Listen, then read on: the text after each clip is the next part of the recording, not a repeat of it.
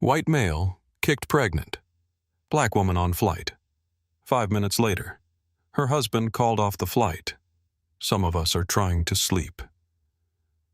That was the first thing Brett Calloway said. Not the last, not the worst, just the first. His shoe connected with her ribs before anyone on that plane understood what they were watching. 1 second, Nadia Okafor was sitting in seat 17, B31 weeks pregnant, both hands resting on the curve of her belly, the way pregnant women do without thinking about it. Not because something was wrong, just because the baby was there and the touch was a kind of conversation, a hello, a reassurance. I see you. I am here. The next second, she was folding sideways, her left arm flying out her breath, leaving her body in a sound that was not quite a scream. It was something worse. The involuntary cry a person makes when their body absorbs a shock before the brain has time to process it. Pure biology. Pure pain. Her hands flew to her belly the instant the sound left her lips. Brett Calloway did not step back. He stood over her. One hand loose at his side, his jaw set, his eyes moving over her the way a man looks at something he has decided is in his way, and he looked down at her with an expression that said, clearly, without words, that he would do it again if he wanted to. The cabin did not erupt. It did something worse. It went absolutely, completely, devastatingly silent. 200 people suspended in that particular airless moment when something happens that the human brain refuses to categorize immediately because the category is too ugly to reach for. Drinks sat untouched. Tablets went dark. A child near the front of the plane had been laughing at something on a screen 30 seconds earlier. She was not laughing now. What happened in the next 5 minutes would divert that flight and one man's freedom and force an airline to look at itself in a mirror it had been avoiding for a very long time. If you have never heard this story before, stay right here until the very end. Subscribe to this channel. Hit that notification bell and drop a comment telling me what city you are watching from. I want to see exactly how far this story travels, because it deserves to travel far. Condor Airways. Flight 1847 had pushed back from Gate C-14 at Hartsfield-Jackson Atlanta International Airport at 8:12 in the morning. Destination, John F. Kennedy International Airport, New York. Scheduled flight time, 3 hours and 42 minutes. The weather was clean. The tailwind was favorable. The plane, a Boeing 737, was operating exactly as designed.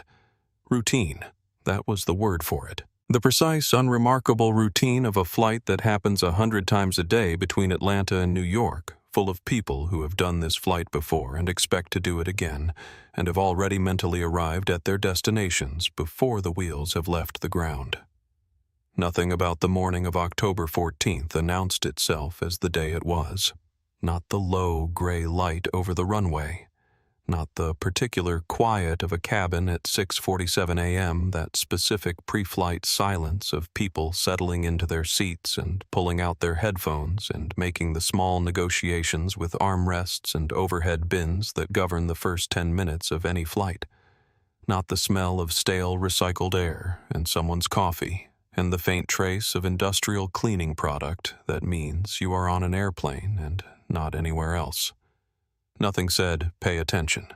Something is about to happen here that will matter. But it did. And when it did, the 28 seconds that followed would be watched by over 2 million people before the plane touched the ground. Would be discussed in a federal courtroom. Would change the career of a man who thought he was having a bad travel day and the life of a woman who was simply trying to get to her mother's house in time for a baby shower.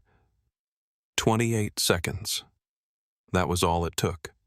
The silence in that cabin after the kick lasted only a few seconds in real time. But for Nadia Okafor, sitting sideways in her seat with both hands pressed to her belly and her breath coming in careful, measured pulls, it lasted much longer. It lasted the way hard things last. In the body, in the bones, in the place where a person stores the things they will carry for the rest of their lives. Her husband was already on his feet. His name was Marcus Okafor, and nobody on that plane yet understood who Marcus Okafor was. They were about to find out. Nadia Okafor did not look like a woman anyone needed to take seriously. That was, of course, the point. Dark leggings, an oversized navy top soft cotton, washed enough times to have lost its shape in a comfortable way. White sneakers, well worn, the kind a person buys for comfort and keeps for years. One carry-on bag, black mid-size practical, no designer logo, no jewelry except her wedding ring, which was beautiful but not loud about it, no assistant trailing behind her, no entourage, no visible signal of anything except a woman in her third trimester who had been up since 4:30 in the morning and was trying to get to New York. She was 34 years old. She had grown up in Baltimore, second-generation Nigerian-American, the daughter of a nurse and an electrical engineer who had arrived in this country with 2 suitcases and a belief that hard work was a language everyone understood. She had learned early that it was not always understood, but she had also learned that the people who refused to understand it were the ones who ended up on the wrong side of the story. She was regional director of operations at a major infrastructure firm. She had built a team of 41 people from a department of 6. She had been the youngest person promoted to her role in the company's history and the first black woman to hold it. She had done all of this quietly, without announcement, in the same way she did everything by being so precisely and undeniably correct that there was no room left for argument. This morning she wore navy cotton and white sneakers, and she was going to New York to see her mother and argue about the baby shower cake, and that was all she wanted from the day. Marcus Okafor looked like a man who coached weekend soccer.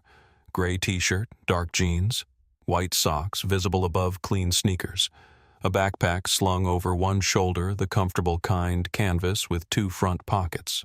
He had a coffee in one hand, the large size, because they had been up since 4:30 and neither of them had slept particularly well. He moved through the boarding area the way a man moves when he is entirely comfortable and entirely uninterested in being noticed. He was 38 years old. He had grown up in Memphis, the son of a high school history teacher and a woman who ran a small catering business out of her kitchen. He had started his first company at 24 with $3,000 a business plan he had printed at the public library and a level of certainty about his own ideas that his mother called stubbornness and his eventual investors called vision. He had been wrong about a few things in those early years. He had been right about enough of them that it stopped mattering. He carried in the front pocket of his backpack a leather notebook. Dark brown, soft with age, the corners worn to something almost velvet. He had carried it for 12 years. It contained in his own handwriting notes from every significant meeting he had attended in that time. Board meetings, partnership negotiations. The kind of meetings where the notes you take become years later the record of how something was built. Nobody on the flight would have looked at that notebook and understood what it meant. There was nothing to see. Just a man with a well-used notebook and a canvas backpack who had bought the large coffee because his wife was 31 weeks pregnant and neither of them was sleeping well. That was what people saw. What people saw was not the whole story. Marcus had a way of standing close to Nadia in public spaces that was not overprotective so much as it was present. The quiet positioning of a man who understood from 38 years of living as a black man in America that the world could shift without warning. He wanted to always be within arm's reach. Not because he doubted her, because he knew the world sometimes required a witness, and he intended to be hers. "You good?" he asked, leaning toward her as they moved through the boarding line. "My back is already registering its objections," Nadia said. "We can ask for wheelchair assistance. Last time they took 40 minutes. So we walk slow." That was their marriage in 2 sentences, he offered. She pushed back gently. He adjusted without argument. They walked slow. Their seats were economy comfort row 17, extra legroom aisle and middle. Marcus had upgraded specifically because of the legroom and the aisle access. He had thought about it carefully and paid the difference out of pocket without mentioning the cost, because he thought about those things ahead of time and absorbed the small inconveniences before they reached her. Condor Airways, Flight 1847, Atlanta to JFK, a flight they had taken 14 times. Nadia had family in New York. Her mother, a Daisy, lived in Queens. Her two sisters were already planning the baby shower scheduled for 3 weeks from now. There were decorations to approve and a cake to debate. Her sister Chisholm had already sent 17 text messages about the cake flavors, and Nadia had responded to 4 of them and was saving the rest for the flight because she needed something easy and good to look forward to. This was supposed to be the easy part. She settled into her seat with the particular careful grace of a woman in her 3rd trimester navigating a narrow space, and adjusted the seatbelt below her belly, and accepted the small pillow Marcus had requested from Rosa Alvarez, the junior flight attendant, who had greeted them at the door with a quick professional smile. 3 hours and 42 minutes, Marcus said, sitting beside her. I'll sleep. You watch something. I'll use headphones. You never plug them in. I will this time. She closed her eyes. The cabin filled around them. The overhead bins opened and shut with their familiar hollow percussion. People shuffled and settled. A baby somewhere behind them was already fussing, which made Nadia open one eye and then close it again. The safety video played. The flight attendants moved through their choreography. Everything was completely ordinary. And then the man in seat 19C sat down. His name was Brett Calloway. He was 52 years old. He was traveling alone, and from the moment he dropped into that seat, he carried with him the specific energy of a man who had decided before a single thing had happened that today was going to go wrong for him. Brett Calloway was a regional sales director at a mid-sized logistics company based in Dallas. He had been in Atlanta for a 3-day business conference that had not gone the way he wanted. 2 deals he expected to close had not closed. A presentation he considered his best work had received feedback he considered ungenerous. He had eaten bad hotel food for 3 nights and slept in a bed with a mattress that held a grudge, and he was now returning to Dallas via New York for reasons involving a connecting flight that made practical sense on paper and made no emotional sense in the context of the man he currently was. He was the kind of man who had spent his career in rooms where he expected to be the most important person and had been correct often enough that he had stopped questioning the expectation. He had an expensive watch. He had the posture of a man accustomed to being listened to. He had the particular impatience of someone for whom inconvenience is always someone else's fault. He sat down in 19C, elbowed his carry-on into the overhead bin with more force than required, and sighed in a way that was meant to be heard by the people around him. The woman in 19A ignored him. The man in 19B shifted slightly away and put on noise-canceling headphones with the speed of someone who had correctly assessed the situation. For the first hour of the flight, Calloway was simply a presence.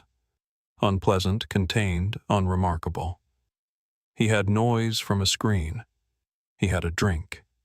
He sat 2 rows behind Nadia and Marcus, and that was a fact with no meaning attached to it. The plane pushed back at 8:12. It taxied. It climbed.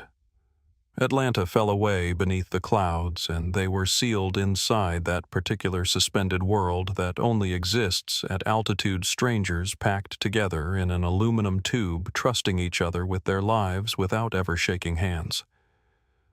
Nadia slept for the first 40 minutes, or tried to. Marcus had draped his jacket over her shoulders without waking her, and was working on his laptop with the contained focus of a man who gets things done on airplanes, because the altitude removes the possibility of interruption. The baby had other plans. There was movement, that internal rolling that Nadia described to her sisters as feeling like someone practicing gymnastics in a bathtub, and she shifted and resettled and eventually gave up on sleep and just rested with her eyes closed. The first patch of turbulence hit at roughly the 45-minute mark. Nothing serious. The kind that rattles the ice in your drink and makes experienced flyers grip their armrests for exactly 2 seconds before releasing them again. The seatbelt sign came on. The pilot's voice, calm, almost bored, advising passengers to remain seated. Nadia pressed her hand to her belly. The baby kicked. She breathed out. "You okay?" Marcus had already lowered his tray table. "Fine. Baby's just restless. She gets that from you. We don't know it's a she." "I know." Something passed between them in that moment. The private shorthand of 2 people who have been reading each other for years. She almost said something else. She was about to. And then the voice came from 2 rows behind. "Can you keep it down?" It was clipped, directed, aimed with the precision of someone who had been looking for a reason. Marcus turned first. Nadia turned a moment later more slowly. Brett Calloway was staring directly at their row. His jaw was tight. His eyes had the quality of a man who had appointed himself the arbiter of everyone's comfort. "Sorry," Marcus said. The talking Calloway said, "Some of us are trying to sleep." Marcus looked at him. A long, measured look. "We were having a quiet conversation. It wasn't quiet enough." A beat. The kind where 100 responses present themselves and a person chooses. "Okay," Marcus said. "We'll keep it down." He turned forward. Nadia was already facing ahead, her expression neutral in the practiced way of a black woman who has trained herself to be neutral in moments that deserve anger. "Let it go," she said softly. "I did," Marcus said. Neither of them fully believed it. The next 30 minutes passed without incident. Nadia accepted water from Rosa Alvarez, who had an efficient warmth about her that made you feel acknowledged without being performed at. Marcus worked. The turbulence faded. The baby settled. And then Nadia needed to use the restroom. In the 3rd trimester, this is not a dramatic event. It is a physical fact that occurs frequently and requires navigation. She unbuckled carefully. Marcus stood to let her out. She moved into the aisle, one hand on the headrest for balance, and made her way toward the back of the plane. She had to pass row 19. Calloway's bag was partially in the aisle, not fully blocking it, but enough that Nadia, navigating with the wide-based, careful walk of a woman whose center of gravity has shifted significantly, had to angle herself to get past. "Excuse me," she said. Polite, automatic, the kind of courtesy that costs nothing and expects nothing back. Calloway looked up and said nothing. He did not move the bag. She squeezed past, made it to the lavatory, did what she needed to do, stood for 30 seconds at the tiny sink and let herself breathe because the small room gave her a moment of privacy, and her lower back was aching and she had learned to use small moments of privacy when she found them. When she came back, Calloway had shifted in his seat. He was now angled slightly into the aisle shoulder, forward legs extended in a posture that read as casual and deliberate at the same time. She moved to pass him, one hand on the headrest ahead of her. "Excuse me," she said again, because that was who she was. Calloway looked directly at her. And then he said something, low enough that the passengers 2 rows forward couldn't hear it clearly. But Nadia heard every word, and the 2 passengers on either side of Calloway heard enough of it. Her face changed by exactly 1 degree. She did not stop walking. She made her way back to row 17 and settled into her seat with the deliberate calm of someone who has made a decision about how to respond to something terrible. She did not look back. Marcus watched her face. "What happened?" "Nothing." "Nadia." She looked at him. Her eyes were steady, but her jaw was tight. "He said something." "What did he say?" She shook her head. "I don't want to repeat it." Marcus went very still. the stillness of a man who has learned to hold himself in place when everything in him wants to move. She told him, not because he pressured her, because she trusted him, and keeping it inside felt worse than sharing it. What Calloway had said was not about the pregnancy. It was about her, about the category he had placed her in without knowing a single fact about her except what she looked like. The specific kind of sentence designed to wound without being precise enough to be legally actionable. The kind of sentence that certain men have used their entire lives as a tool because they have learned that the people they use it on often stay quiet. Marcus flagged Rosa Alvarez as she passed. He spoke to her quietly. He described both incidents. He watched Rosa's expression shift, a slight tightening at the corners of her eyes. A careful professional composure reassembled over genuine reaction. Rosa nodded and said she would address it. She went to row 19. From row 17, Marcus watched her lean down and speak to Calloway. He watched Calloway's response, the dismissive wave, the shrug.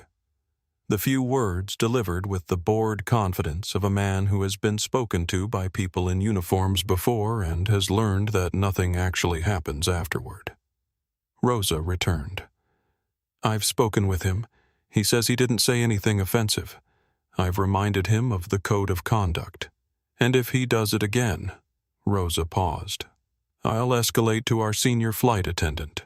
Marcus looked at her for exactly 1 second longer than was comfortable. Thank you, he said. He sat back down.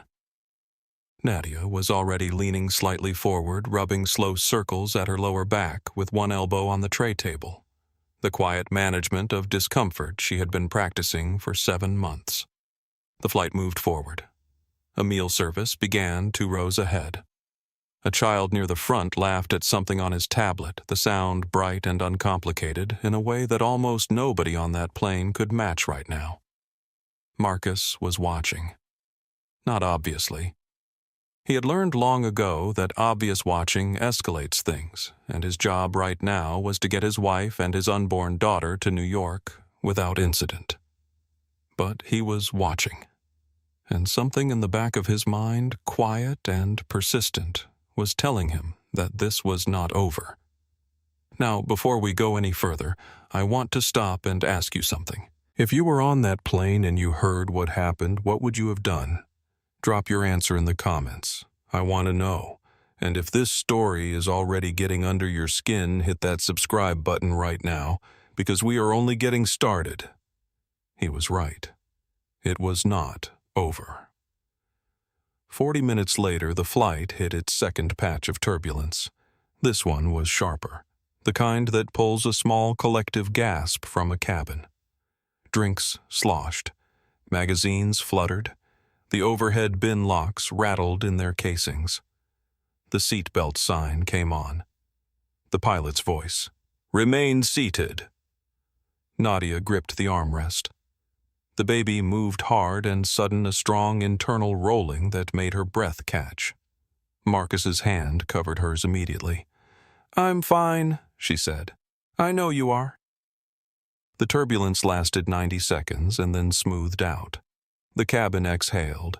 The flight attendants who had braced in their jump seats stood and resumed their movements. Normal reasserted itself, and then Nadia shifted in her seat. She was reaching behind her to readjust the small pillow at her lower back, angling her body the way a pregnant woman in an economy seat must constantly adjust and readjust, and in the process, her elbow pressed briefly against the back of her own seat. A single, inadvertent movement. The kind that happens on airplanes 1,000 times a flight. Nobody in the seats around her noticed, but Brett Calloway, 2 rows back, had been watching. And he had apparently decided that this was the moment he had been waiting for. He stood up. In a full airplane with the seatbelt sign illuminated, a person standing is conspicuous. Heads turned. Rosa 2 rows forward with a trash collection bag looked up. Diane Weston in seat 18. A, who had been watching the entire scene with the quiet pleasure of someone who shares a worldview but is too polished to voice it herself, straightened slightly. Calloway stepped into the aisle. He moved forward. He stopped at row 17. He was standing over Nadia. "You've been doing that the entire flight," he said. His voice was no longer low. It was clear, sharp, designed to be heard. "Moving around, making noise, disturbing every single person near you." Nadia looked up at him. Calm, steady. "Sir, I would ask that you return to your seat. I'll go back when I'm finished saying what I have to say. Then I'll ask the flight attendant to assist you." She held his gaze. She did not flinch. Marcus had already turned fully around in his seat. "Back up. She asked you to step back. I'm not talking to you. You are, now." Marcus's voice was controlled in a way that sounded to anyone listening almost like quiet. "Step back, right now." Rosa was already moving toward them from the galley. Another flight attendant, a young man named Kevin, appeared from the rear.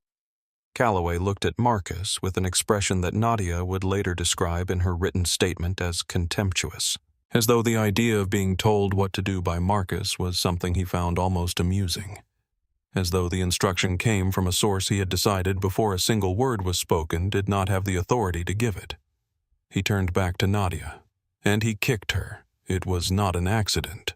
There are accidents on airplanes, elbows connecting in armrest negotiations, bags swinging off overhead bins, feet tangling in narrow aisles. These things happen in the compressed physical reality of a metal tube moving at 600 miles an hour, 30,000 feet above the earth. This was not that. This was deliberate. His foot pulled back. His body weighted forward.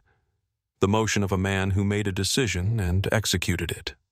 His shoe connected with Nadia's left side just below the ribs. The force of it rocked her sideways in her seat. Her right arm flew out. Her left hand and then immediately both hands went to her belly with the reflexive speed of a body acting before thought. The sound she made was not a scream. It was a cry, involuntary, wrenched from somewhere below her voice, the kind a body produces when it absorbs impact before the brain has processed what is happening. 1 second. The entire cabin heard it. And then the silence came. Not the brief pause silence of a small surprise. The heavy, pressurized, total silence of 200 people who have just witnessed something that their minds are still refusing to categorize. It sat on the cabin like a physical thing. It pressed down on every row, every aisle, every seat. The baby who had been crying near the front made no sound. The man who had been typing on his laptop stopped typing. The woman doing a crossword puzzle in seat 16. B closed the book and did not open it again. Nadia's hands were on her belly. Her eyes were wide.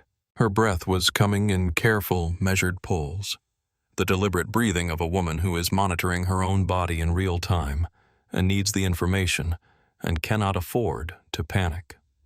Victor Suarez in seat 18. A had his phone up before Calloway's foot had fully landed. He was a high school football coach from Houston. He had been watching the situation build for 40 minutes, with the patient, experienced eye of a man who has spent 20 years reading the energy in rooms where things are about to go wrong.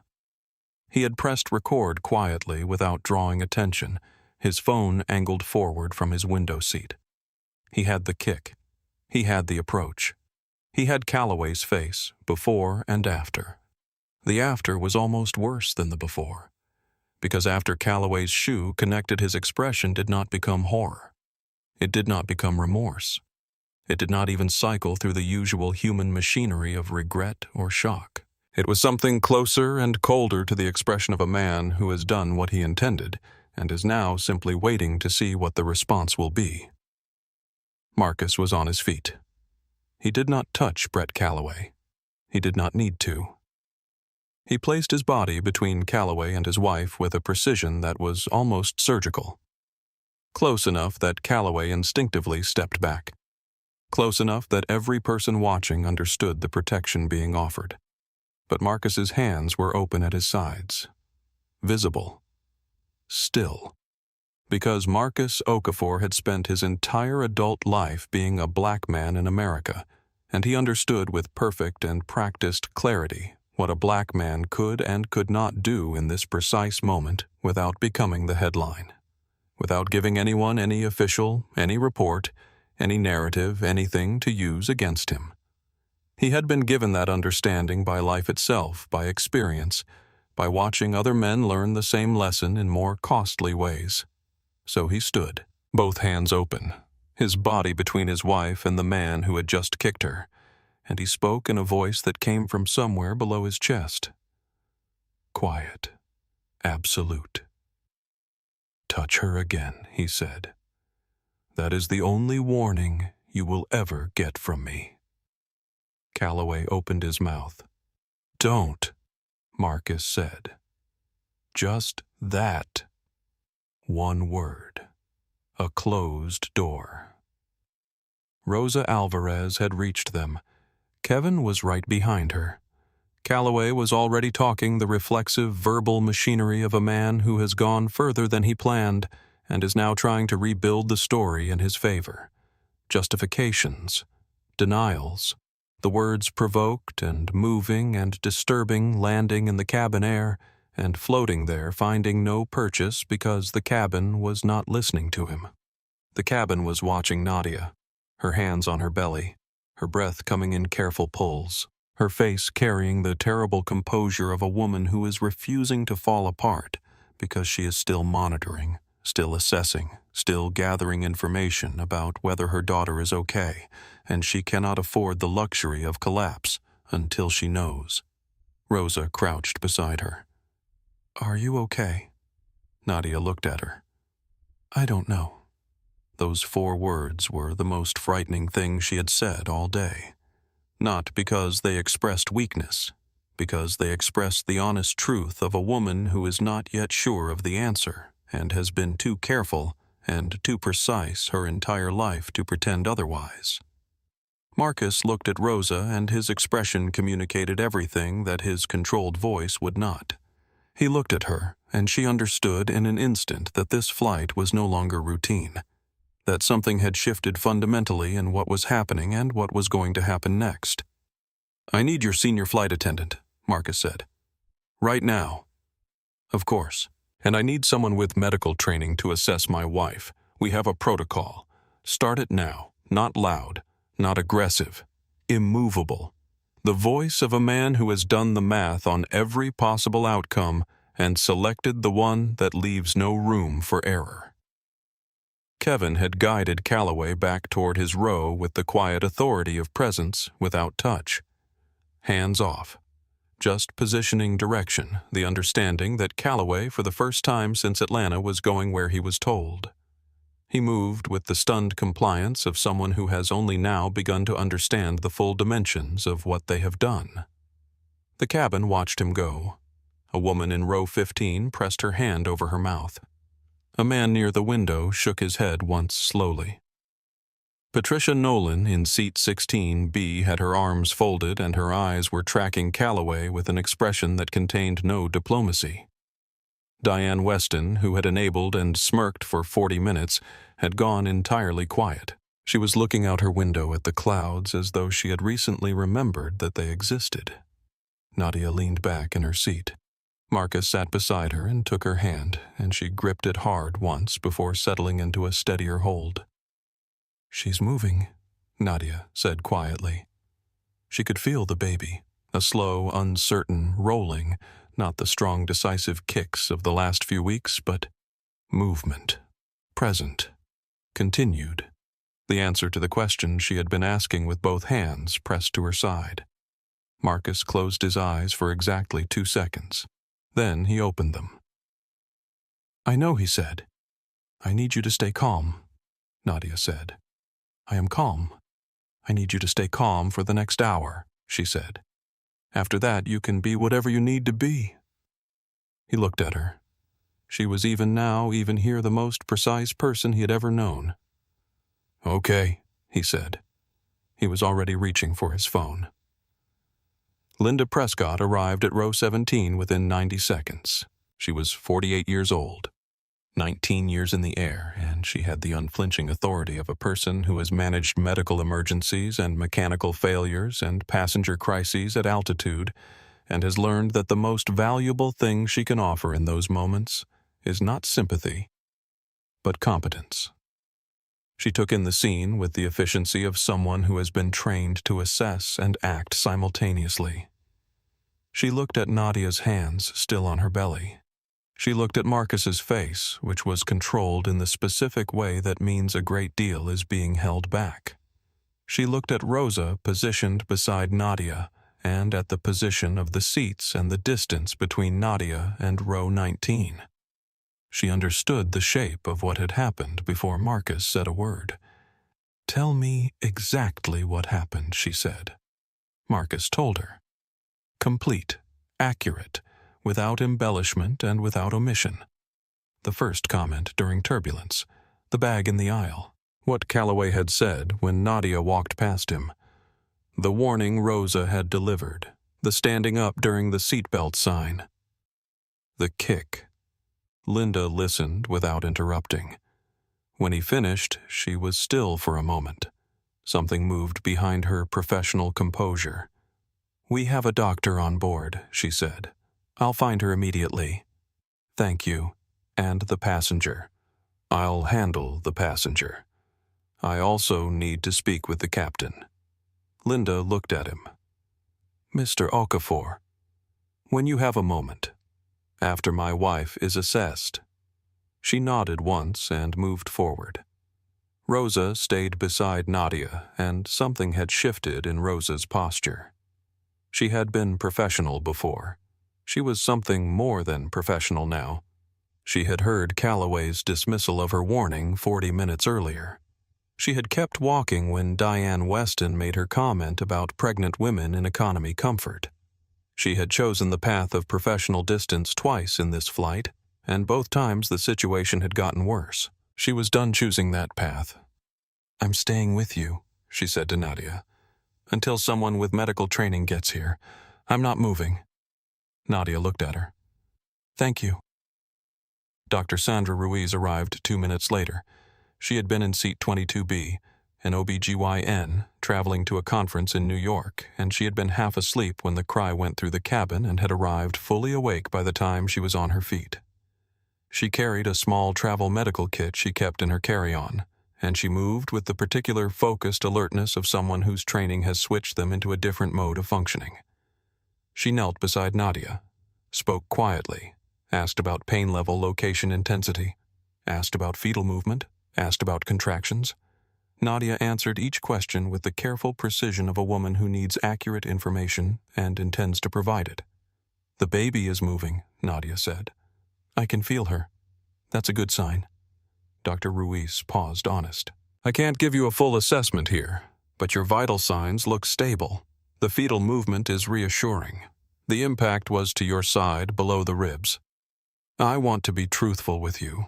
You need to be evaluated by an OB at a hospital as soon as you land. The sooner the better." "How soon can we land?" Marcus said. He was already looking at Linda, who had returned to their row. And in that moment, Marcus made a decision. "I need to speak with the captain," he said again. "Not a request." Linda looked at him. 1 beat.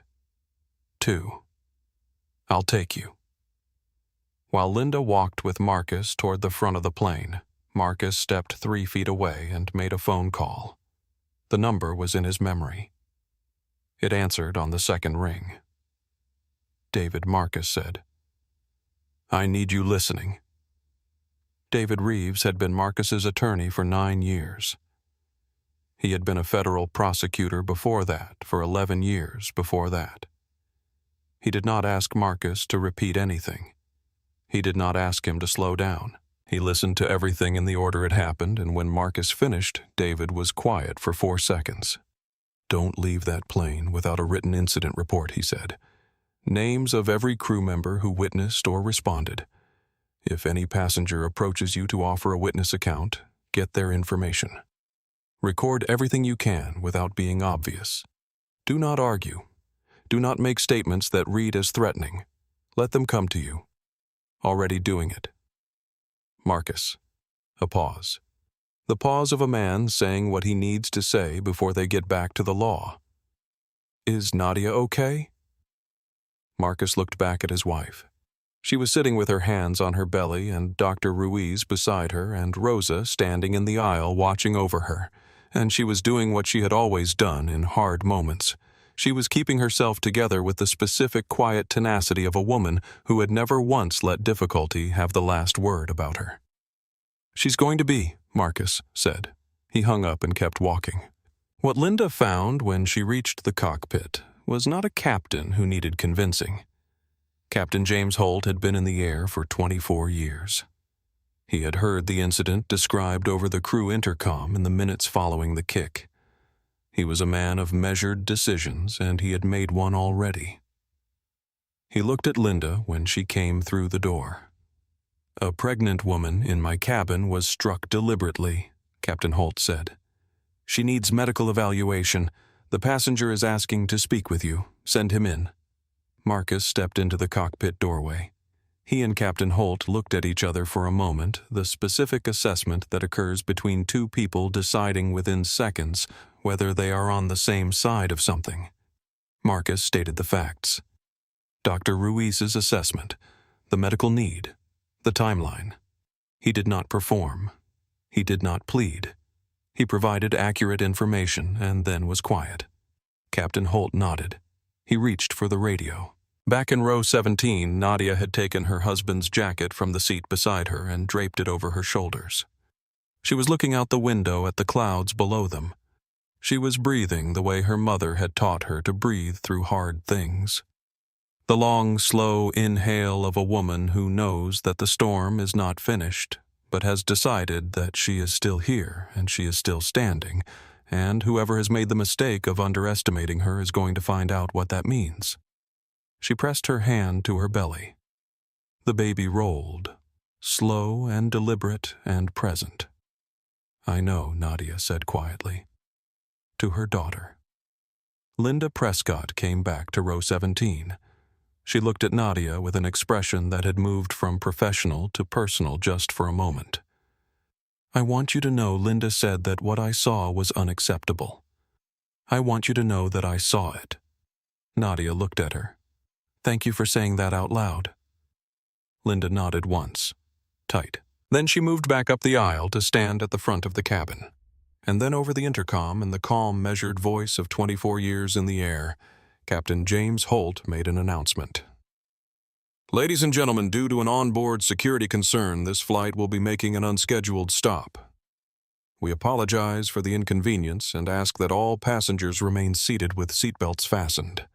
The cabin erupted, not in panic, in noise, in the particular charged noise of 200 people who have just been told their plans have changed and who need immediately to process what that means and what it costs them and what is happening and why. Brett Calloway sat in 19C and stared at the seat back in front of him and said nothing. Victor Suarez unbuckled his seatbelt. Kevin, the rear flight attendant, noticed and stepped toward him immediately. Victor held up one hand in a gesture of pure transparency and said, I'm not going anywhere. I just need to speak to the husband in 17. Kevin assessed him for 1 second and gave a small nod. Victor walked forward to row 17. He stopped at the edge of the aisle and looked at Marcus and then at Nadia, and his face was doing something complicated. He was a football coach. He had seen injuries on a field. He had seen the moment when a person gets hurt and the people who care about them understand what has happened. He recognized what he was looking at. I have video, he said. The word landed like a stone dropped in still water, rings spreading outward in every direction. Marcus looked at him. What I have video? Victor said again. His voice was steady, though his hands weren't quite. When he stood up and moved toward your row, something felt wrong. I started recording. I got it. All of it. He paused. The kick. I got the kick. Nadia made a sound. Not words. Something smaller than words, something releasing. Marcus stood. He looked directly at Victor. "What's your name?" "Victor Suarez." "Houston. I coach football at Jefferson High." He said this last part the way people say their profession when they want you to understand that they are a serious person who takes serious things seriously and intends to be useful. Victor Marcus said, "Don't delete it. Don't post it yet. Can you send it directly to me right now?" "That's why I came up here," Victor said. He was already navigating to his camera roll.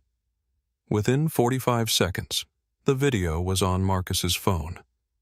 He watched it once standing in the aisle. Just once.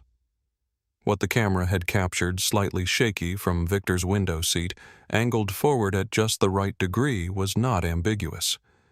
There was no other interpretation available. There was no angle from which it read differently. It was Brett Calloway standing up with the seatbelt sign on, moving forward with deliberate steps, positioning himself at row 17, and then the moment his foot pulling back and driving into Nadia's side with force that rocked her entire body. Her hands flying to her belly. Her cry. And Calloway's face. Before and after. The before was the face of a man who has made a decision. The after was the face of a man who is satisfied with it. Marcus locked his phone. He looked at Victor. "Thank you," he said. The weight in those two words was not social courtesy. It was the weight of a man who has just been given something that will matter in ways that extend far beyond this cabin. He called David Reeves immediately. "I have video," Marcus said. 28 seconds. Clear angle. You can see the entire incident." 2 seconds of silence. Then David's voice shifted into a different gear, faster and more direct. "Send it to me right now. Do not post it anywhere. Do not share it with the airline. Send it to me first. Already sending. Marcus." David's voice had an energy underneath it that hadn't been there before. This just became a completely different situation. "You understand what I'm telling you? Tell me anyway." Federal assault charges. This happened on a commercial aircraft in flight. That is federal jurisdiction. Assault on a pregnant woman. Video documentation. Witness testimony. The flight diversion itself. A pause. This is not a civil complaint. This is criminal. Marcus was quiet. "Are you with me?" David said. "I'm with you. When you land, you do not leave the jetway without speaking to law enforcement first. Give them your statement. Give them Victor's name as a witness. Tell them about the video. Do not let the airline manage this without law enforcement in the room. Copy." "And Marcus." A pause. How is Nadia? Marcus looked at his wife. She was watching him with the steady eyes of a woman who can read him across a distance without hearing a word of the conversation. She had her hand on her belly and Dr. Ruiz beside her, and the particular focused composure of a woman who has decided that she will not be broken by this today. "She is the strongest person I have ever met," Marcus said. He hung up and noticed Patricia Nolan standing at the edge of the aisle. Patricia Nolan from seat 16B, 61 years old. Silver hair, reading glasses pushed up on her forehead. She had a paperback novel in her hand that she had not opened since the kick. She had been a school principal for 23 years in Portland, Oregon, and she had spent those 23 years in the business of watching what happened when adults decided the rules did not apply to them and deciding what to do about it. She was holding a folded piece of paper. "I'm Patricia Nolan," she said. She was speaking to both of them. "I was in 16B. I saw everything from the first time he spoke to you, all of it." She extended the folded paper. "This has my full name, my phone number, and what I witnessed written out in order. I will say all of it to anyone who asks in any room they want to put me in." Marcus took the paper. He looked at it. Then he looked at her. "Thank you, Patricia." "Don't thank me," she said. "It's just the truth." She looked at Nadia's hands on her belly. Her jaw tightened. Is the baby all right? She's moving, Nadia said. That's what the doctor said to look for. Patricia nodded. She looked like she wanted to say more. Instead, she pressed her lips together and returned to her seat, and the set of her shoulders said everything else. Marcus opened the Notes app on his phone and began logging. Times, seat numbers, exact words in sequence, the name of every crew member who had responded, Victor's full name and contact information, Patricia's folded note, Dr. Ruiz's name and preliminary assessment, the flight number, the gate, the time of departure, the time of the incident. He logged it the way David had taught him to think about documentation over 9 years, not emotionally, not for effect, with the cold, useful precision of a record that will be read by people who were not present and who will need to understand exactly what happened in exactly the order it happened. Nadia watched him and said nothing. She understood what he was doing. She had always understood what he was doing, even when it looked from the outside like detachment. He was building a structure. He was standing inside it. He was holding it up with both hands. In row 19, Kevin stood positioned in the aisle beside Calloway. Calloway had been sitting in a rigid, staring quiet for several minutes. Then he spoke. "This is ridiculous." Not loudly, to no one specific, the way a man speaks when he wants to be heard but does not want to be directly engaged with. Kevin said nothing. "Diverting a flight," Calloway continued. "Over nothing." Kevin looked at him. "Sir, I'd encourage you to wait and speak with law enforcement when we land." Calloway looked at Kevin sharply. "Law enforcement?" "Yes, sir." Something moved across Calloway's face. Not guilt. Not exactly. It was recalibration. The rapid internal adjustment of a man who has only now understood that the situation he thought he was in is not the situation he is actually in. He had boarded this flight as a man who was having a bad week. He had stood up in the aisle as a man exercising a grievance. He had sat back down as something else entirely, though he had not yet fully assembled the shape of what that something else was. "I want to make a statement," Calloway said. "I want it on record that what happened was provoked." Kevin looked at him with the flat professional composure of a man who has been trained not to react. "I'll let the senior flight attendant know you'd like to make a statement when we land." "It was provoked," Calloway said again, and this time his voice had something underneath the bristle and the entitlement. Something quieter. The first faint note of a frequency that was not anger and not arrogance, and was something closer and much less comfortable to fear. Kevin heard it. He said nothing. He turned back to face forward. He stood in the aisle and waited for the wheels to hit the ground. If you are watching this and you have ever stood in an aisle like Kevin did, knowing the right thing and choosing it, this story is for you too. Share it with someone who needs to hear it. Subscribe if you haven't yet. We are almost to the moment that changes everything. The descent into Charlotte was quiet, not the easy quiet of a smooth flight settling toward its destination, the dense, deliberate quiet of 200 people processing something simultaneously and finding that they do not have words for it yet. Trays were stowed without being asked. Seatbacks came up without the usual crew reminder. People looked at their own hands or at the middle distance. Marcus had stopped logging and was sitting with Nadia's hand in his thumb moving slow circles across her knuckles. He was not doing it for her. He was doing it because the motion helped him stay in the place he needed to be controlled, strategic present. She understood this and let him. The plane banked slightly as it began its approach, and everyone on board felt the change in their stomachs before their minds registered what it meant. The direction was wrong for New York. The altitude was dropping at the wrong rate. Experienced flyers recognized it first, then the others. "Why are we going down?" a voice near the back said loud enough for 5 rows to hear. The child near the front started crying, the same child who had been laughing at the tablet 90 minutes earlier as though she had always known this was not going to be an ordinary flight. Mr. Okafor. Mr. Linda Prescott arrived at row 17. Her face was professional, but her voice was personal. The captain has diverted the flight to Charlotte Douglas. We'll be on the ground in approximately 31 minutes. Thank you, Marcus said.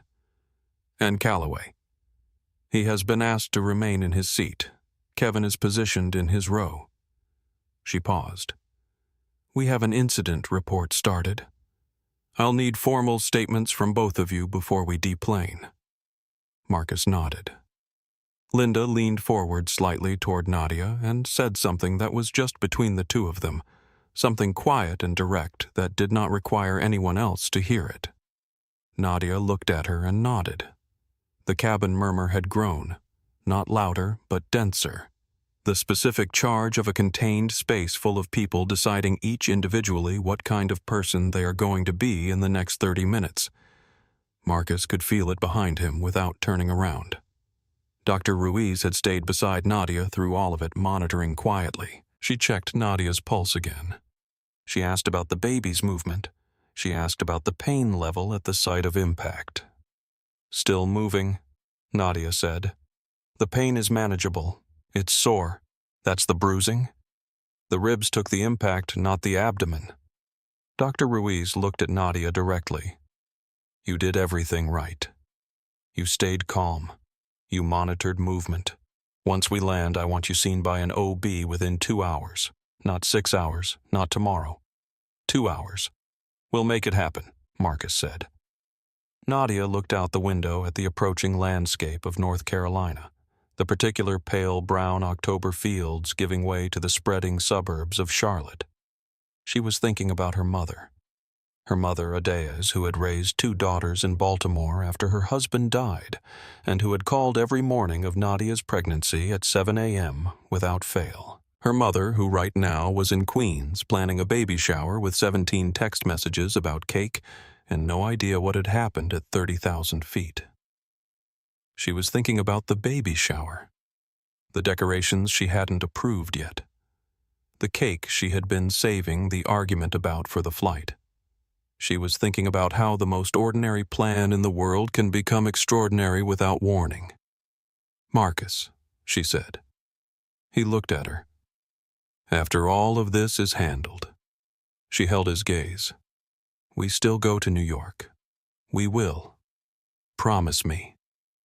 I promise you, he said. All of it. The decorations and the cake and your mother and all of it. She nodded once and turned back to the window. The ground was coming up.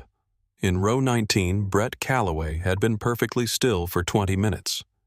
The stillness of a man who has replaced defensiveness with calculation and is now running the calculation and not loving what he finds. He could feel the changed energy of the plane. He could feel the way the crew was moving, the specific purposefulness of people who know something he does not know yet. He pressed both palms flat against his thighs. His phone showed him the same thing it had been showing him for the last 15 minutes. He had not yet searched his own name. He was not sure he wanted to. Patricia Nolan, from the corner of her eye, was watching him. She had not said another word to anyone since she delivered her handwritten statement to Marcus. She had sat with her arms folded and her novel closed in her lap, and she had been watching Calloway with the patient, unflinching attention of a woman who has seen what happens when adults avoid accountability and has decided she will not be part of the machinery of that avoidance today. A woman's voice came across the aisle. Seat 15D. She was roughly 30, dark-haired, had been in the window seat with her headphones in for most of the flight. Her name was Isabel Mora. She worked in social work in Charlotte and was returning from visiting family in Atlanta. She had watched the entire incident from the moment Calloway stood up. "Excuse me," she said, leaning toward Nadia. "I want you to know that I saw everything, and I will tell anyone who needs to hear it exactly what happened." Nadia looked at her. "Thank you. Can I have your contact information? I was about to offer it." Isabel took out her phone. They exchanged information in the aisle of a diverted flight descending toward Charlotte. Two women who had not known each other existed 2 hours earlier. Marcus logged Isabel's name and number. Then his phone rang. A 212 area code. He answered. "Is this Marcus Okafor?" The voice was professional female rapid. "My name is Lisa Blake. I'm a producer at CNN. We've received information about an incident on Condor Airways, Flight 1847. Are you the passenger whose wife was assaulted?" Marcus went completely still. "How did you get this number? I'm not able to share that. But I can tell you we've already received footage. It's been viewed." Marcus hung up. He looked back toward Victor's seat. Victor was on his phone. His face was doing the complicated thing again, not guilty exactly, but the expression of a man who has done something and is only now fully understanding what he has set in motion. Marcus stood. He walked back to row 18. He crouched down in the aisle beside Victor's seat at eye level and spoke very quietly. "Did you post the video?" Victor looked at him. He stopped. "I sent it to my brother. I told him not to share it. He must have." Marcus closed his eyes for 3 seconds. He opened them. "Okay," he said. Not forgiving, not condemning. A man adjusting to a fact. "The video is out. Marcus, I'm sorry. I wasn't thinking." "It's out now," Marcus said. He stood. "It changes the timeline, not the strategy." He went back to his seat and called David. "The video is on social media," Marcus said. David said one word under his breath.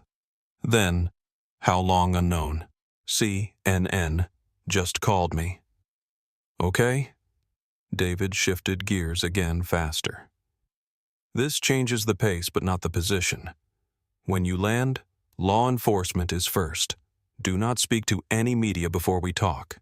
If anyone calls again in the next 20 minutes, 2 words, no comment. Then hang up. How bad is the spread?" A pause. "Then it's moving, Marcus. People are watching." The wheels of Condor Airways, Flight 1847, touched the ground at Charlotte Douglas at 10:47 in the morning.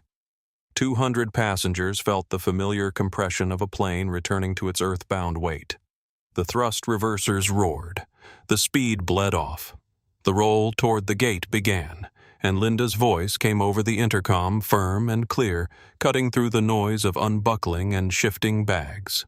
"Ladies and gentlemen, please remain seated with seatbelts fastened until instructed otherwise. We will be meeting with officers when we arrive at the gate. We ask for your cooperation and patience." The cabin noise changed again. Different in pitch, different in weight. Not just a diverted flight. Something else. Marcus reached over and took Nadia's hand. She squeezed it once hard and exhaled. "We're okay," he said. "I know," she said. "But Marcus?" "Yeah. Make it count." The jetway connected. The door stayed closed. 2 full minutes passed where nothing happened. On a sealed aircraft, 2 minutes is an immense amount of time. People shifted. People whispered. Kevin stood at the door with his hands clasped. Rosa stood in the galley opening. Linda was on the crew intercom. Then the door opened. The first people through were not airport staff. They were 2 Charlotte-Mecklenburg police officers moving with the measured authority of law enforcement, entering a situation that has been described to them and that they have already formed a picture of. Behind them was a 3rd officer. Behind him, a man in a Condor Airways blazer. His name was Ron Becker, Condor Airways Regional VP. 53 years old. Wire-rimmed glasses, the expression of a man who has spent his career absorbing other people's problems and has arrived at this particular problem at a run. He had spoken to his COO 18 minutes ago. His COO had said 4 words: "Pull Okafor's file, Ron." Ron had pulled the file on the flight to the gate. What he found in that file had changed everything about the conversation he thought he was going to have. Ron walked toward row 17 with his hand already extended and an apology already forming. Marcus looked at the extended hand. He did not take it. "My wife needs medical attention first," Marcus said. "Then we talk." Ron's hand dropped. He recalibrated. "Of course, Mr. Okafor. We have a medical team." "Good." Marcus looked at the lead officer, a man in his late 30s named Officer Vargas. "My wife is 31 weeks pregnant. She was struck in the ribs on this flight by the passenger in seat 19C. She has been monitored by an OBGYN on board. She needs hospital evaluation within 2 hours." Officer Vargas turned and indicated to the medical technician who had come in behind him. She moved forward, immediately knelt beside Nadia, and began a quiet and efficient assessment. Marcus turned back to Ron. "I need you to understand several things," Marcus said.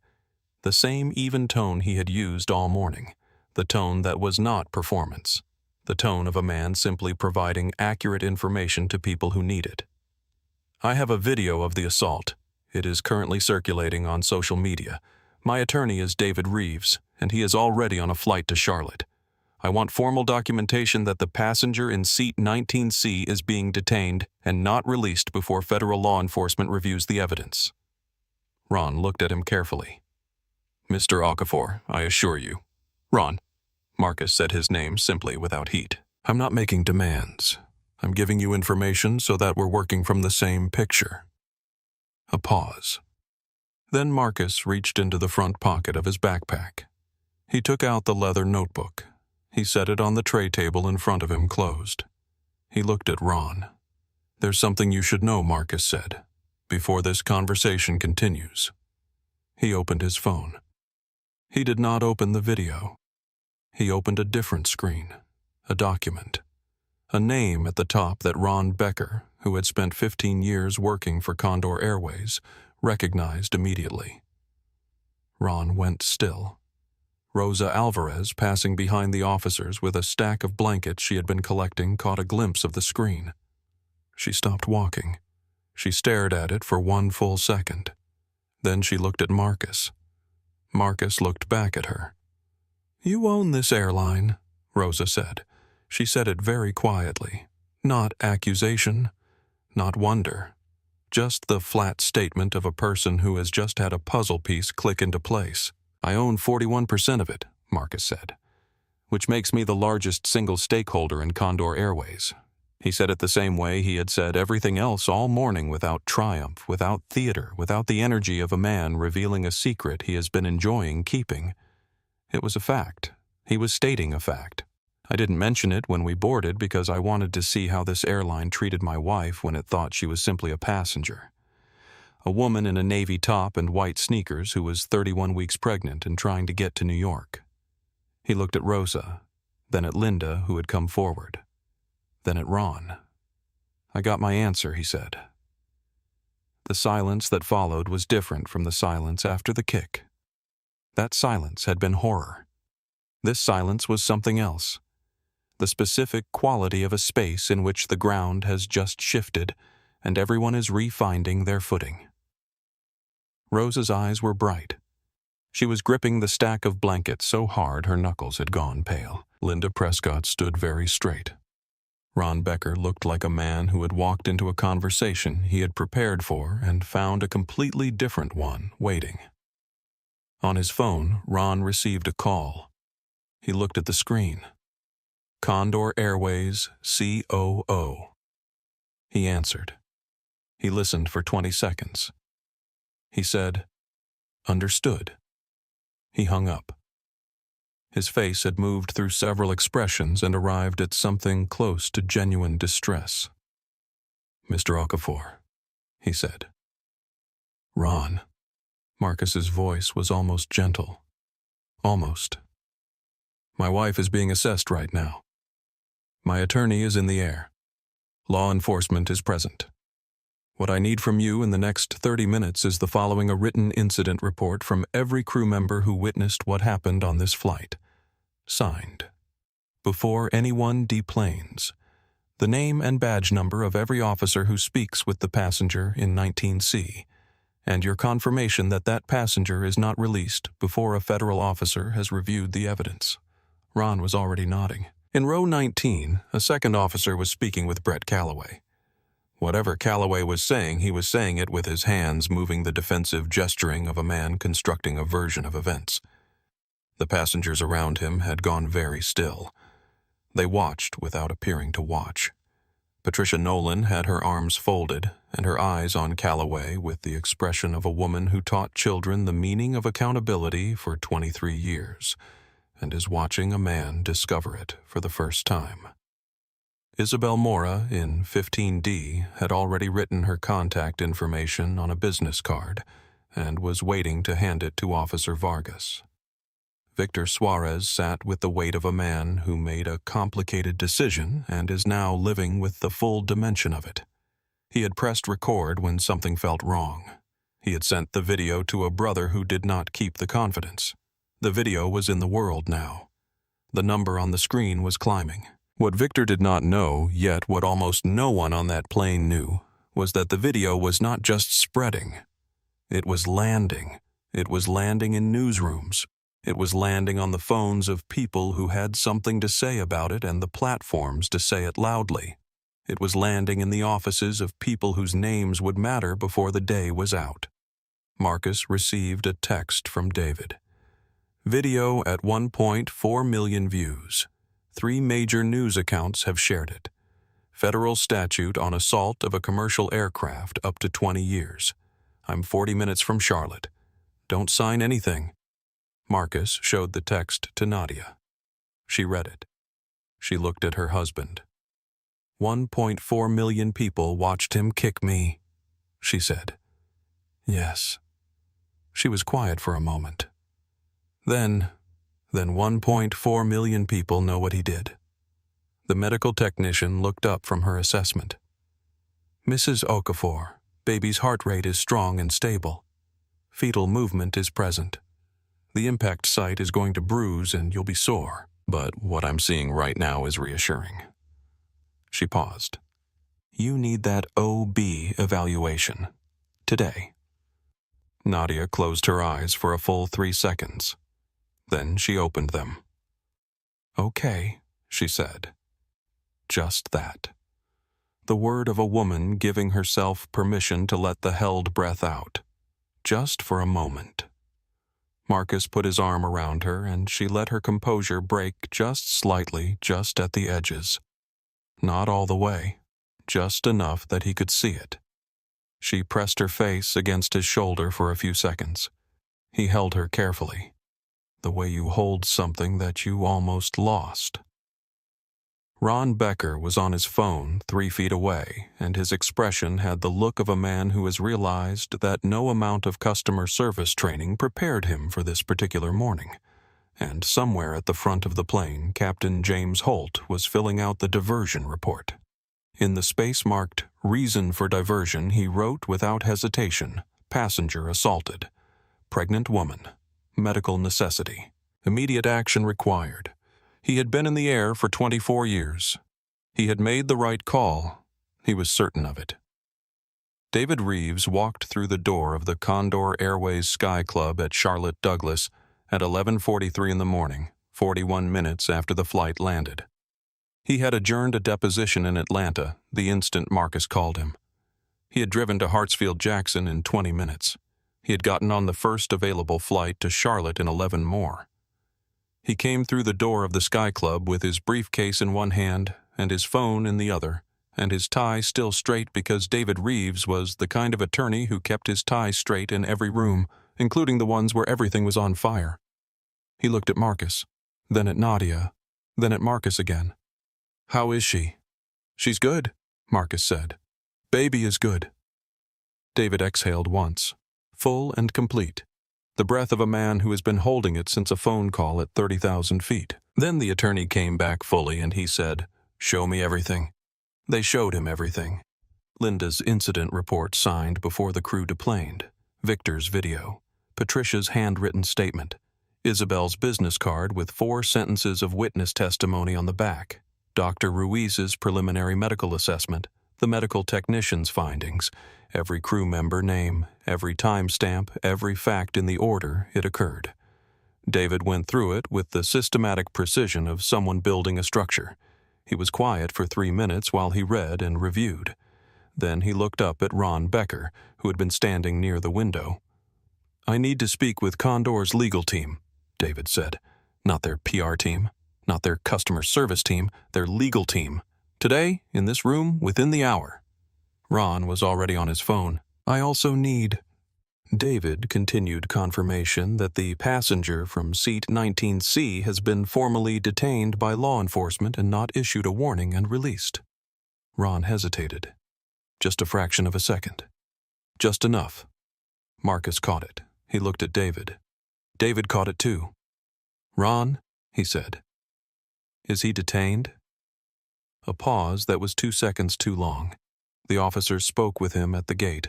Ron said carefully. "He was issued a written notice pending further. He assaulted a pregnant woman on a federal aircraft," Marcus said. The control in his voice slipped just slightly, just enough to hear the thing underneath it. "On camera, with witnesses, and he was issued a written notice. I understand your frustration, Mr. Okafor.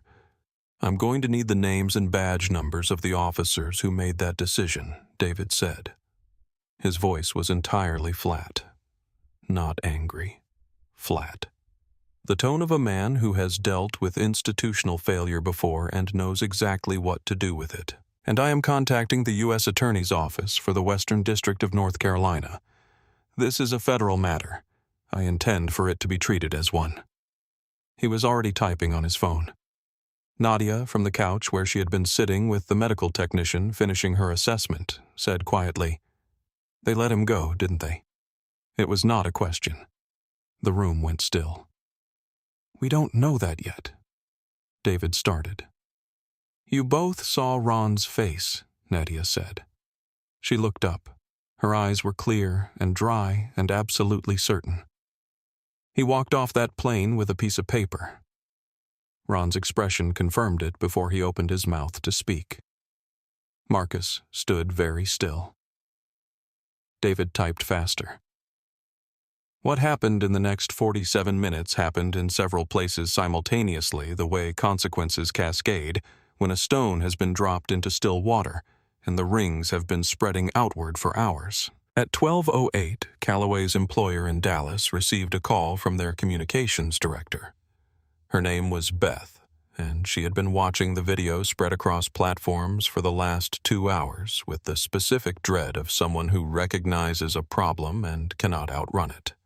She called her CEO. 4 words. "It's one of ours." The CEO was 59 years old and had spent 31 years building his company. He watched the video once. He called HR. He did not ask for a review or a process or a committee. He said, "Pull his access card. Today. Before this afternoon. Get a statement from legal on my desk in 2 hours and on our website by 4. Brett Calloway's security badge was deactivated at 12:19. At 12:31, Marcus received a text from David.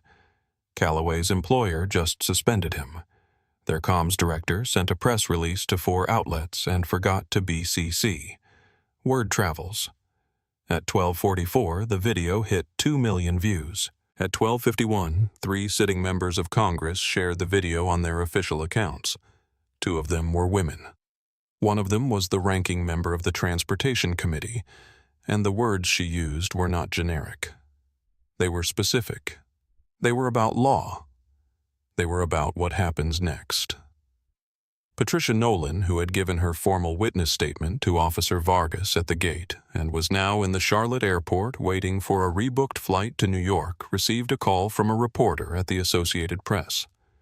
She answered it. She said exactly what she had seen in the order. She had seen it without embellishment and without omission because that was who she was and had always been. Victor Suarez, sitting in the Charlotte airport with his boarding pass for a rebooked flight to Houston, had been on the phone with his wife for 20 minutes. He had explained everything. His wife had been quiet for a long time. Then she said, "You did the right thing pressing record. You did the wrong thing telling your brother not to share it and thinking that would work." Victor had laughed. It was the first time he had laughed all morning, and it felt like something releasing. Rosa Alvarez was still on the plane finishing the post-diversion paperwork with Kevin. She had been given Linda's direct number and told that someone from corporate HR would be in contact within 24 hours. Rosa did not know what that meant. She knew what she had done. She had stayed beside Nadia from the moment the kick happened to the moment the medical technician took over. She had not moved, and she had not been asked to, and she had not offered to. She had simply decided that this was where she was supposed to be, and she had been right. And in the Condor Airways Sky Club, Nadia picked up her phone and called her mother. Her mother answered on the second ring, in the way that mothers answer when they already know. "Baby," her mother said. Just that word. The word she had been saying to Nadia for 34 years. Nadia's throat closed. "Mama," she said. "Tell me you're okay. I'm okay. Tell me my grandbaby is okay." "She's okay, Mama. She's kicking right now." She was. The baby, as though understanding that she was being discussed and wishing to confirm her presence, delivered a slow rolling movement that pressed against Nadia's palm. Nadia pressed back. The small, private conversation of a mother and daughter conducted through the wall of the world. The tears arrived without warning, not dramatic, not collapsing, just wet and quiet and necessary running down Nadia's face while her mother talked about the baby shower decorations and whether Chisholm had gone too far with the yellow theme, which she absolutely had, and whether Nadia had decided about the cake yet, which she hadn't, and whether they were still coming to New York, which they were. Marcus watched his wife cry on the phone with her mother in a cleared airport lounge in Charlotte, North Carolina, 3 hours after a man had decided she was not worth the basic courtesy of being treated like a human being. He felt something move through him, past the anger, threw it out the other side, into something colder and more permanent, something that was going to be very patient and very thorough and was going to last exactly as long as it needed to last. He picked up his phone. He dialed a number he had been thinking about since the descent. A journalist named Amber Torres, who wrote for the Washington Post, who had covered Marcus's business dealings twice in the past 3 years with accuracy and fairness, who had the specific gift of receiving a story whole before she started deciding what to do with it. She answered on the second ring. Amber Marcus said, "I have a story for you, and I want you to have it first." Amber Torres had been a journalist for 17 years. She had covered disasters and courtrooms and corporate collapses and the specific grinding machinery of American institutional failure in all of its forms. She had developed over those 17 years a finely calibrated sense for the stories that matter, not just the ones that trend, the ones that land on something true and refuse to let go.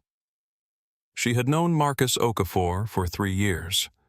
She had covered 2 of his company transactions and, in both cases, had written exactly what happened, no more and no less, without the flattening that sometimes happens when journalists reduce complicated people to convenient narratives. When his name appeared on her screen at 12:47, she answered immediately. She listened to everything without interrupting. She had a gift for complete silence while someone spoke, for receiving information without reshaping it, for letting the story come in whole before she began deciding what it was. Marcus told her everything, from the beginning. When he finished, she was quiet for 4 seconds. "I already have the video," she said. "I've been watching it spread since this morning. I was going to call you. Then you know what it shows. Tell me what it doesn't show." So he told her that too. The first comment during turbulence. The bag in the aisle. What Calloway had said when Nadia walked past him. The way Nadia had come back to her seat with her jaw tight and her expression carefully neutral.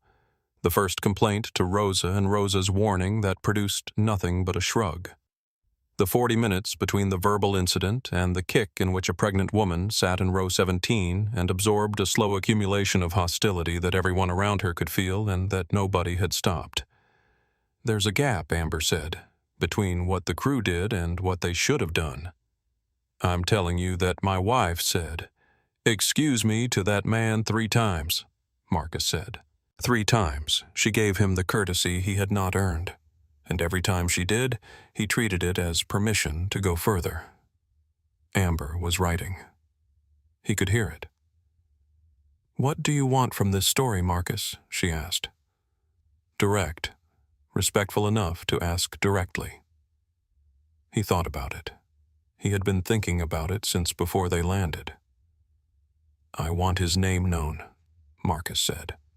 "I want the airline's protocols examined. I want the officers who released him with a written notice to explain that decision on the record. And I want my daughter to come into this world in a place where someone has said out loud in print, in a place that lasts, that what happened to her mother was wrong. Not controversial, not complicated. Wrong." Amber stopped writing. "Say that last part again." He said it again. That's the story she said. Not just the video, not just the arrest or the lack of one. The daughter, the baby who was there. She paused. "Can I speak with Nadia?" Marcus looked across the room. Nadia had finished her call with her mother and was sitting quietly, both hands in her lap, looking at the middle distance with the focused stillness of a woman who is done processing and is now deciding what comes next. He held the phone out. "Amber Torres, Washington Post. She wants to talk to you." Nadia looked at the phone, then at Marcus. "Is she good?" "She's the best one I know," he said. Nadia took the phone. What happened in the next 20 minutes was not what Amber had expected, and Amber was not someone who was easily surprised. She had prepared for composure as a defense for carefully measured answers for the language of someone who has been coached. She got instead the unfiltered truth delivered by a woman who had decided she was done calibrating it. Nadia talked about what it costs to move through the world in a black woman's body. The arithmetic of it, the constant math of deciding how to respond to things that happen to you because of what you look like. She talked about saying "excuse me" to a man who treated her courtesy as weakness. She talked about the specific exhaustion of composure maintained in the face of hostility. And she talked about her daughter not as a symbol, not as a victim, but as a person who was coming into the world regardless of what had happened on this flight, and whose mother intended to make the world answer for something before she arrived. At the end, Nadia said one sentence that she had been composing since the plane banked toward Charlotte. "He walked off that plane today," she said, "but he will not walk away from what he did." Amber said, "Thank you, Nadia." She meant it.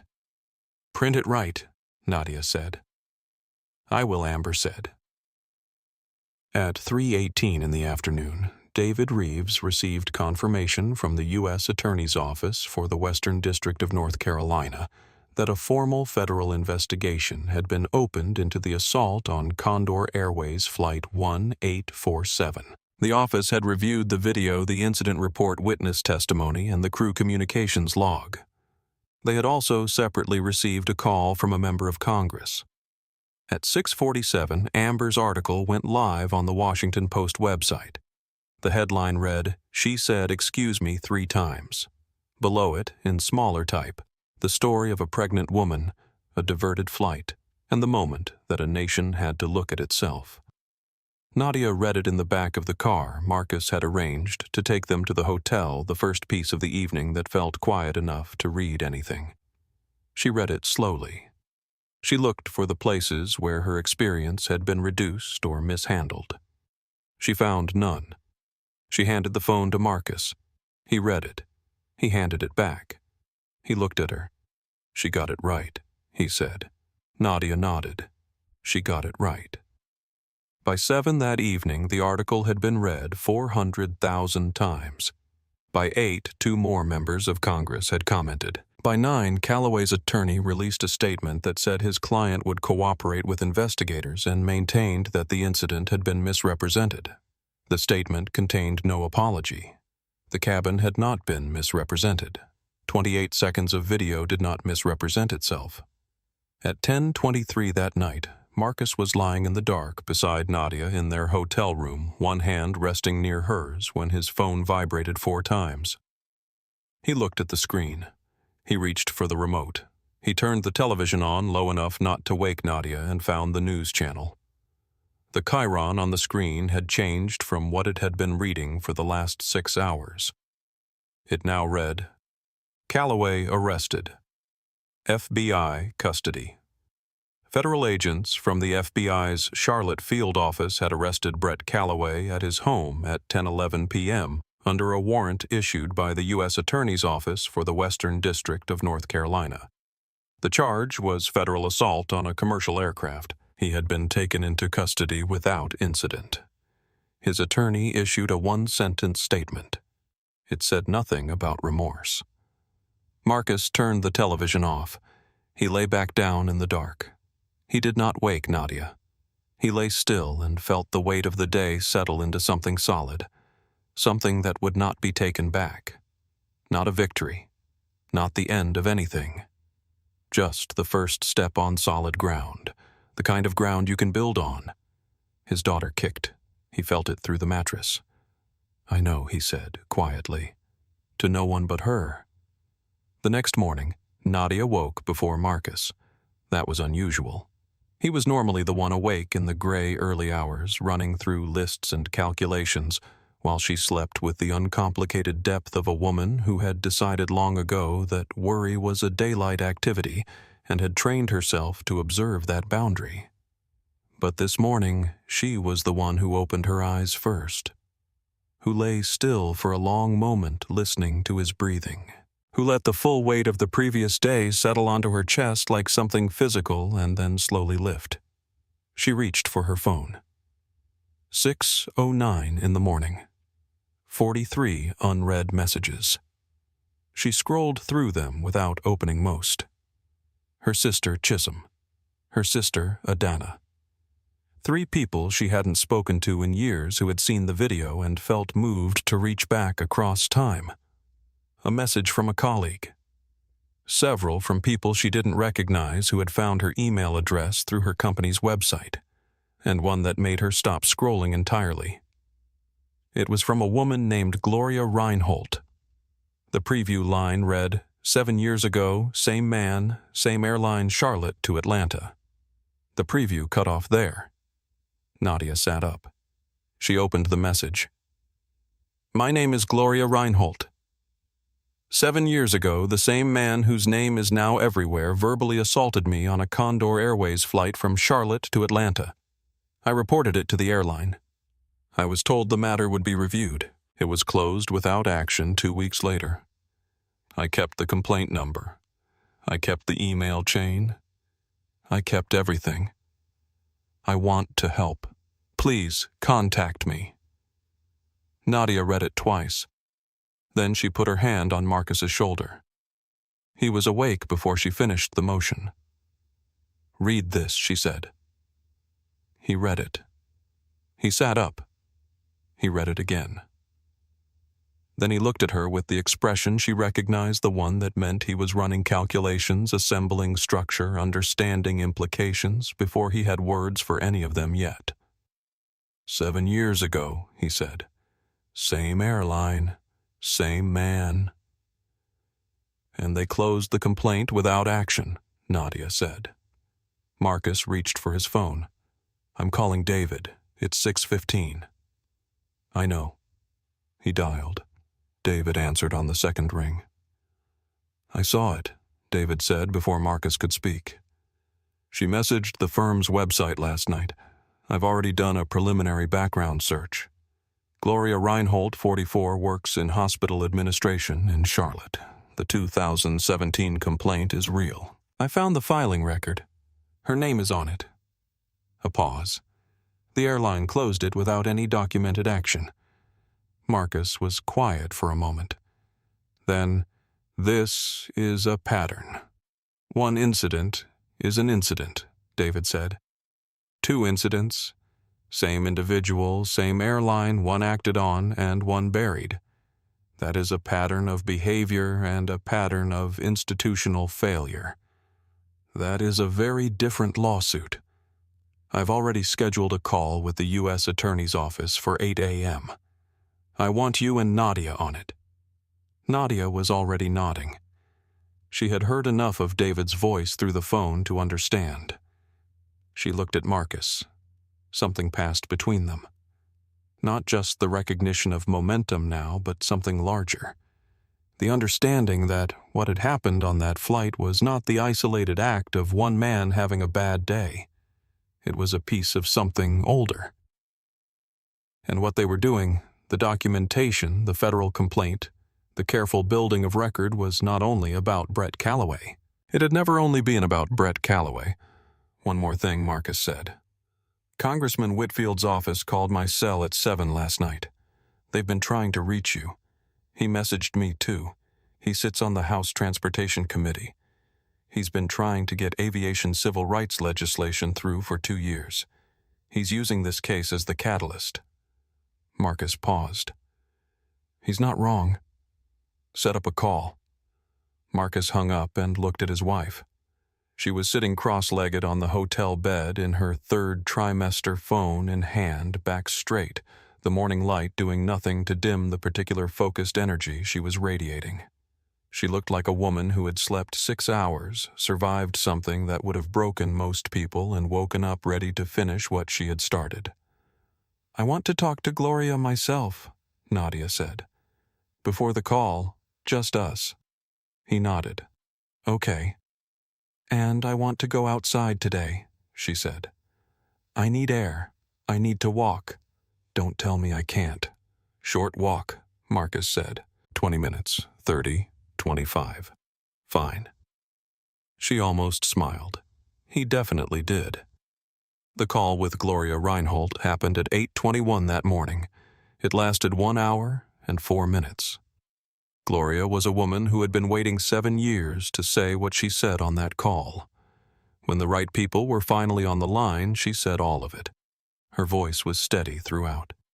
The steadiness of someone who has processed something so many times, it no longer destabilizes them, who has moved the experience from the raw pile to the organized pile, and can now present it with precision. She described her 2017 flight in detail. The verbal provocation that started before takeoff. The escalating comments when she responded calmly. The flight attendant who witnessed it and told her it was a misunderstanding. The complaint she filed at the gate. The 2 follow-up calls she made. The voucher she was offered and declined. The letter that said the matter was closed. I kept everything Gloria said. Every email. Every reference number. Every name I was given. A pause. My husband told me I was holding on to something that was only hurting me. Maybe he was right, but some part of me knew. Another pause. Some part of me knew that one day, someone was going to need it. Nadia pressed her hand flat to her belly. Can I ask you something, she said. Yes. When they closed that complaint. When nothing happened. What did you do with it? How did you carry it? Gloria was quiet for a moment. I put it in a folder. A physical folder in a filing cabinet in my home office. And every time I thought about it, I went and put my hand on that folder. Like it's in here. It's contained. It's real. It still happened. But it's in here. She paused again. Does that make sense? It makes complete sense, Nadia said. Does it? Completely.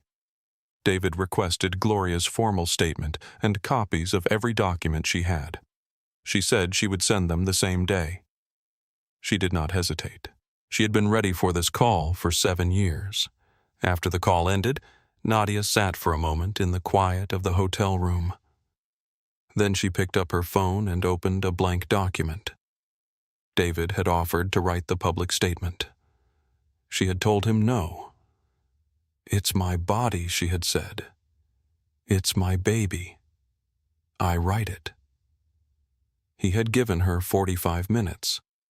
What she wrote was not angry. That was the first thing Marcus noticed when she handed him the phone to read. Specifically and deliberately not angry.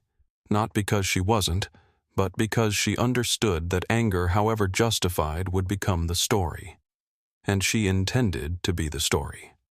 She wrote about the baby shower, about sitting on a flight to New York to see her mother, who had bought 17 things for the nursery already, and her sisters who were arguing about the cake flavors, and all she had wanted was to get there and be surrounded and argue about the cake herself. She wrote about what it means to move through the world in a black woman's body, the arithmetic of courtesy given to people who have not earned it, the math of staying composed in rooms that have decided before you open your mouth who you are and what you deserve. She wrote about saying, "Excuse me" 3 times. She wrote about what happens when no one stops the man who treats your courtesy as permission. She wrote about her daughter, not as a symbol, as a person who was coming, who was already here, already kicking, already decided, who would grow up in a world her mother intended to make answer for something. And at the very end, one sentence, the one she had been composing since the plane banked south. He walked off that plane today, but he will not walk away from what he did. Marcus read it. He looked up. He did not say anything, because there was nothing to say that the look didn't cover. The statement went live at 11:47 that morning. By noon, it had been shared 60,000 times. By 12:30, it had been quoted in full by 5 national outlets. By 1 o'clock in the afternoon, it was the most read piece of writing about the incident. More than the news reports, more than the analysis pieces, more than anything written by anyone who had not been on that plane. People who read it said in the comments and the reposts that it was the clearest thing they had read about the thing it was describing. Not the clearest thing about airlines or policy or law, the clearest thing about what it costs to be polite when you do not have to be, about what that politeness is worth to the person giving it, and about what happens when the world finally decides it owes that person something back. Brett Calloway entered his guilty plea to federal assault charges on a Thursday morning in Charlotte. Nadia and Marcus were not in the courtroom. They were in Decatur, Georgia. Marcus was on the phone with David when the text came through confirming it was done. He walked into the living room. He sat beside his wife and held the screen where she could see it. She read it. She looked up at the window. "It's done," she said. "It's done," he said. She was quiet for a moment.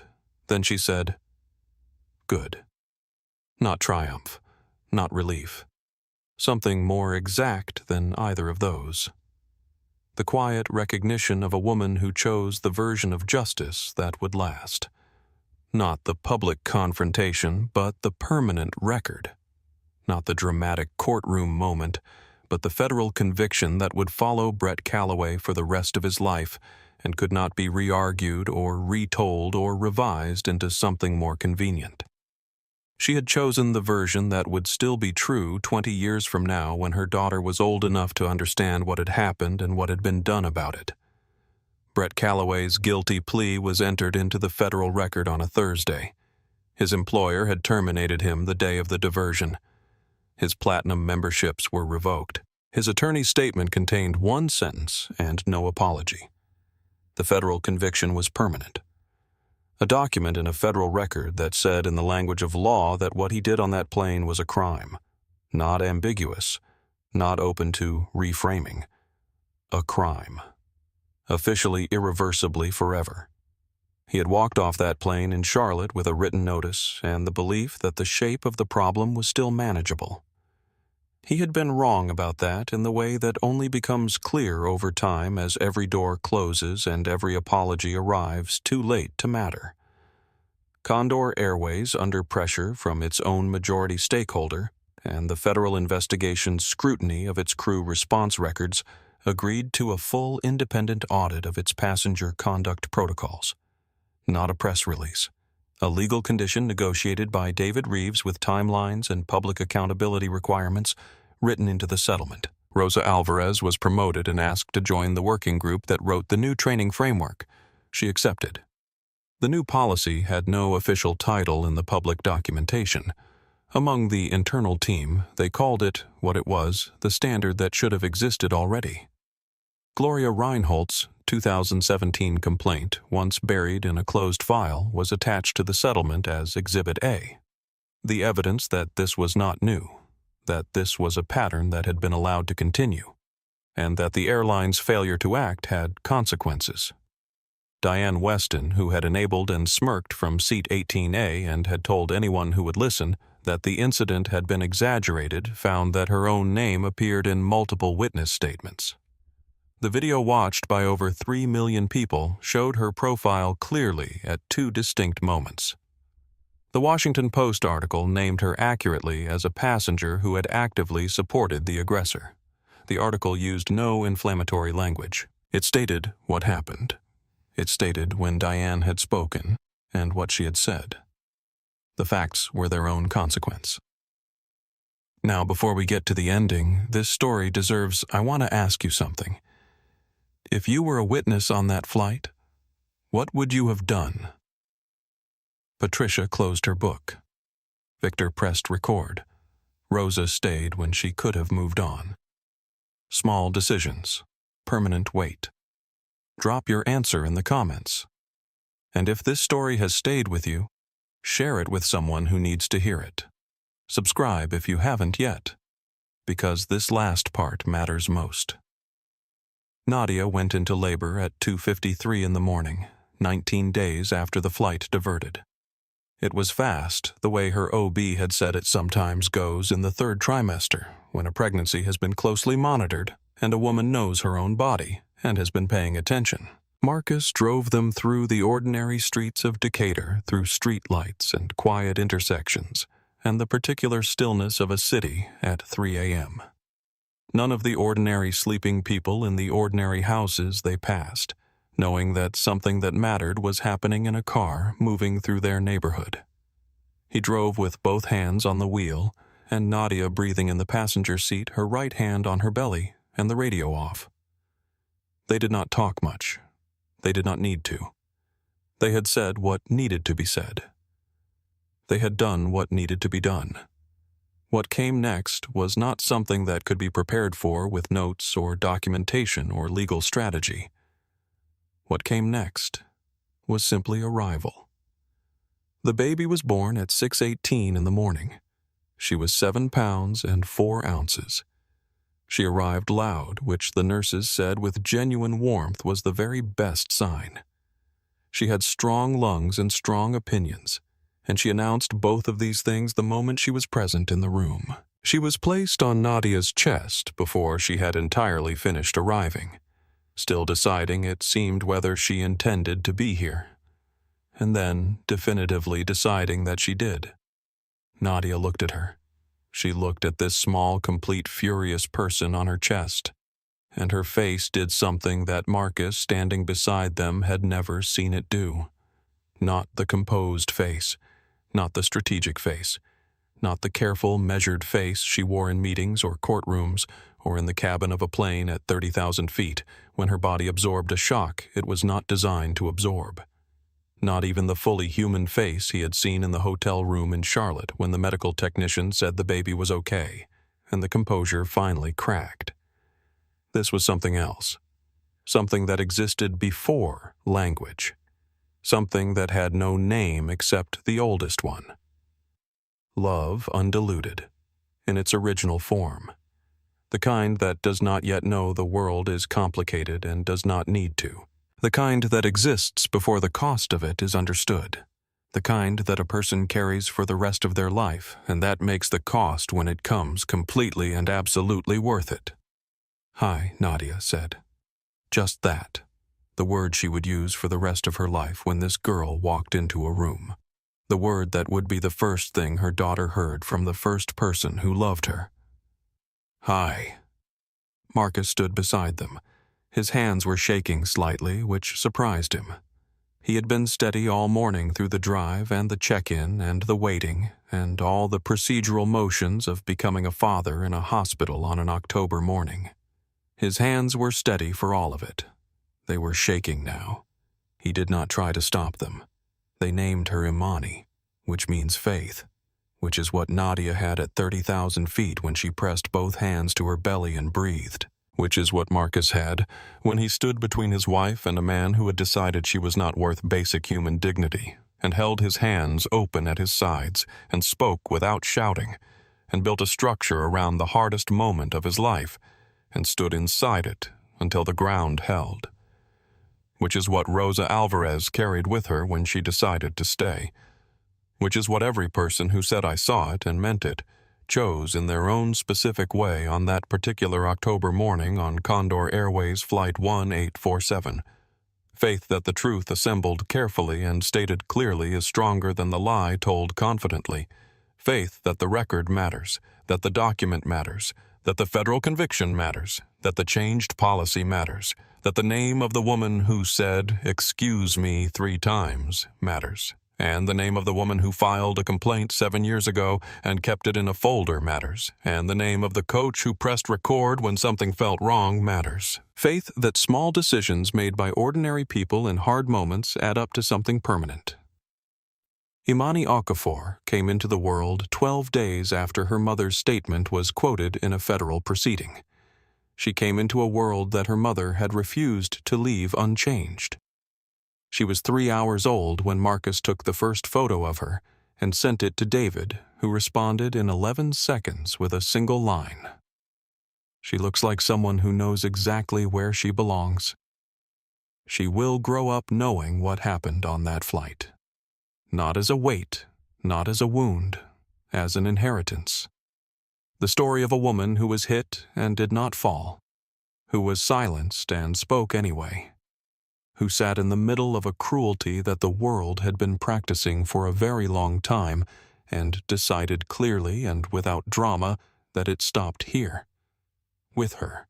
With this. Somewhere in Charlotte, Brett Calloway had a federal conviction and a career that no longer existed, and a permanent record that followed him everywhere he walked. He had walked off that plane thinking he had won something. He had won nothing. He had given Imani Okafor's mother a reason to make sure her daughter never had to fight the same fight in the same way. And in the end, that was the only thing that mattered. He thought he had made her small. He had made her permanent. And the world will know her daughter's name long after it has forgotten his. If this story stayed with you, please share it right now. Not for the views, but for the person in your life who needs to hear that quiet strength is not weakness. It is the most powerful thing in the world. If you watched all the way to the end, hit that like button. It means more than you know, and it helps this story reach more people who need it. Subscribe to this channel so you never miss a story like this one. And leave a comment below telling me what part of this story hit you the hardest. Was it the kick? Was it Marcus standing up with his hands open? Was it Nadia saying "excuse me" 3 times? Was it baby Imani arriving into a world her mother refused to leave unchanged? Tell me. I want to know. Until next time, stay. Just stay kind and never let anyone make you feel like you do not belong exactly where you are.